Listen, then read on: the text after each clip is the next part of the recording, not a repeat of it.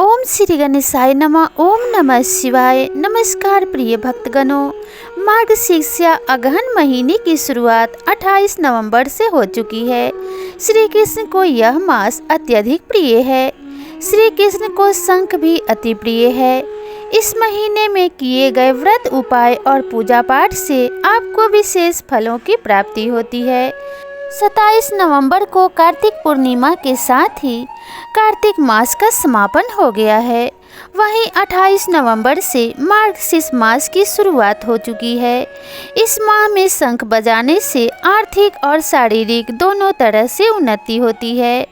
मान्यता है कि अगहन मास में प्रतिदिन सुबह पूजा के बाद अपने लड्डू गोपाल से प्रार्थना करते हुए शंख बजाना चाहिए।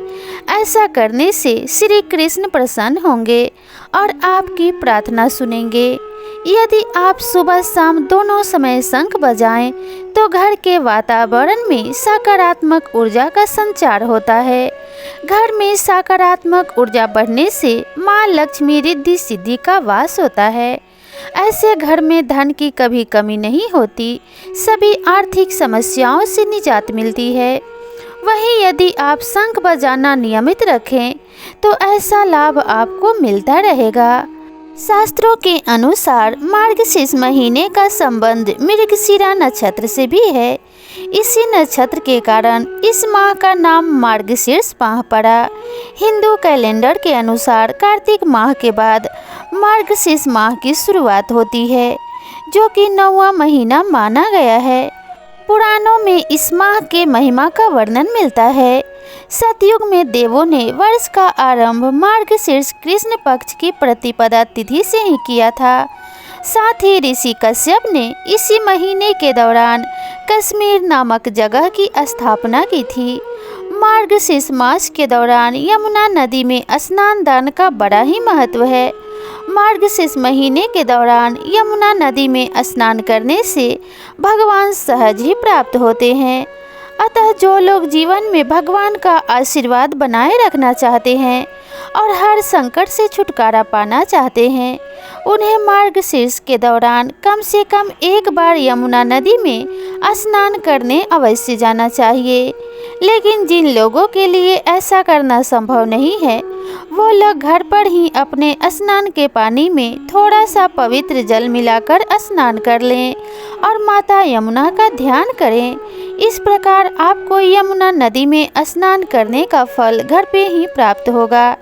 इस महीने में सांवले सलोने भगवान श्री कृष्ण की उपासना करना और पवित्र नदियों या तट सरोवर में स्नान करना विशेष शुभदायी होता है। अगर आप संतान की चाह रखते हैं तो श्री कृष्ण की आराधना करने से आपको संतान की प्राप्ति का वरदान बहुत सरलता से प्राप्त हो सकता है। मार्गशीर्ष माह में कीर्तन करने तथा शास्त्रों का पाठ करने से अमोघ फल मिलता है। इस महीने में किए गए हर तरह के मंगल कार्य विशेष फलदायी होते हैं। इस महीने में पूरे मन से कृष्ण की आराधना करने से चंद्रमा से अमृत तत्व की प्राप्ति भी होती है। इस महीने में कृष्ण मंत्रों, आरती, चालीसा, श्लोक आदि का स्तुति पाठ विशेष फलदायी होता है। इस महीने में गौ सेवा अवश्य करनी चाहिए, क्योंकि भगवान श्री कृष्ण को गौ माता से विशेष लगाव है। गायों की सेवा और उनकी उचित देखरेख करने से भी कृष्ण प्रसन्न होते हैं। इस महीने गाय के शुद्ध घी का दिया कृष्ण मंदिरों में अवश्य जलाना चाहिए। इसके अलावा श्री कृष्ण को अपना बनाने और उनकी कृपा पाने के लिए केवल प्रेम की साधना ही पर्याप्त है। इस महीने में अगर आप पूरे प्रेम भाव से श्री कृष्ण को पुकारेंगे तो निश्चित ही आपको इसका उचित फल प्राप्त होगा। स्कंद पुराण के अनुसार श्री कृष्ण और राधा की कृपा पाने वाले मनुष्य को मार्गशीर्ष माह में व्रत, उपवास, निरंतर भजन कीर्तन आदि करते रहना चाहिए। इसके साथ ही शाम के समय यानी संध्या काल में श्री कृष्ण और राधा की आराधना के साथ साथ विष्णु जी और शिव जी के भजन कीर्तन भी अवश्य करना चाहिए। इन दिनों प्रतिदिन गीता का पाठ भी अवश्य करना चाहिए। इस पूरे महीने भर में मनुष्य विधि विधान से श्री कृष्ण का ध्यान जब तप उपवास आदि करते हैं तो उसकी समस्त मनोकामनाएं पूरी होती हैं। इसके साथ ही इस महीने में तेल मालिश करना विशेष फलदायी होता है और इससे शुभ फलों की प्राप्ति होती है। इस महीने में कुछ वस्तुओं का प्रयोग करने की शास्त्रों में मनाही है। इस माह में जीरा खाने की मनाही है, अतः महीने भर जीरा नहीं खाना चाहिए तथा वसा युक्त भोजन नहीं करना चाहिए। माना जाता है कि इस महीने में जीरे के सेवन से माता लक्ष्मी रुष्ट हो जाती हैं और भगवान की कृपा आप पे नहीं होती, इसलिए इन बातों का ध्यान अवश्य करना चाहिए। मार्गशीर्ष माह में भगवान श्री कृष्ण के बाल रूप की कथा का श्रवण किया जाता है। इसमें माता यशोदा के जीवन को दर्शाया जाता है। मार्गशीर्ष महीने में भगवान श्री कृष्ण की पूजा करने के लिए प्रतिदिन ब्रह्म मुहूर्त में उठकर स्नान करना चाहिए। इस महीने में व्रत करने से भगवान श्री कृष्ण की असीम कृपा मिलती है। शास्त्रों के अनुसार अगहन महीने में कम से कम 3 दिन या फिर ना हो सके तो 1 दिन ब्रह्म मुहूर्त में किसी पवित्र नदी में स्नान करने से लोगों की सभी मनोकामनाएं पूरी होती है। यमुना नदी में स्नान करने का विशेष महत्व माना गया है।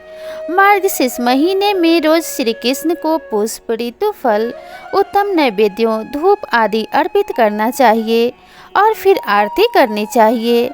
आरती करने के बाद भगवान को माखन मिश्री का भोग लगाना चाहिए।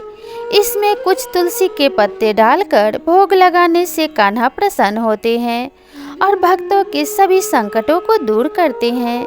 अगहन मास में भगवान श्री कृष्ण के मंत्रों का जाप करना शुभ फलदायी माना जाता है।